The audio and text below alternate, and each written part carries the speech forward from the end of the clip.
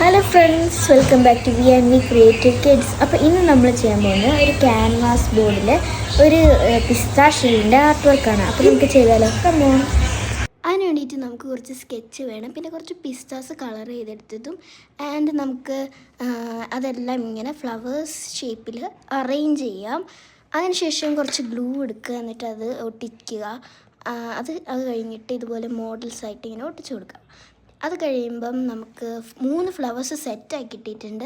ഇനി നമുക്ക് അതിന് സ്റ്റെംസും ലീവ്സും വരച്ചു കൊടുക്കാം. സ്റ്റെംസ് ഞാൻ കുറച്ചുകൂടെ തിക്കാക്കുന്നുണ്ട്. അത് കഴിഞ്ഞിട്ട് നമുക്ക് കുറച്ച് ലീവ്സ് വരയ്ക്കാം. ലീവ്സ് ശരിക്കും ഇങ്ങനെയൊന്നും അല്ല ഗൈസ് വരയ്ക്കേണ്ടത്, പക്ഷേ ഞാനിപ്പോൾ ഒപ്പിച്ച് വെച്ചിട്ടുണ്ട്.